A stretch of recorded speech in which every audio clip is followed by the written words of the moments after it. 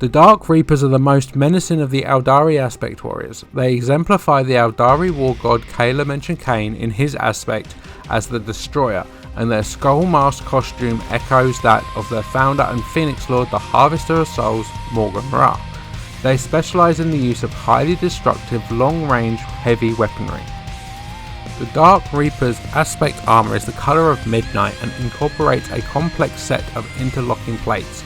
Although the Dark Reapers are comparatively slow moving compared to other Aeldari warriors as a result of their heavy armour, this is of little consequence, for their role on the battlefield is to serve as long-ranged heavy weapons fire support for the more mobile Aeldari units. The Phoenix Lord of the Dark Reapers, Morgan Ra, teaches that the kiss of death can be delivered from afar. It is this credo that is central to the way of the Reaper. Their sacred weapon is the Reaper Launcher, a long-barreled missile weapon that can create a blistering firestorm of small missiles with a single salvo. The small armour-piercing missiles the Reaper Launcher fires are powerful enough to take down all but the most heavily protected of foes. Come build, collect and play. Check out your local Warhammer store for more.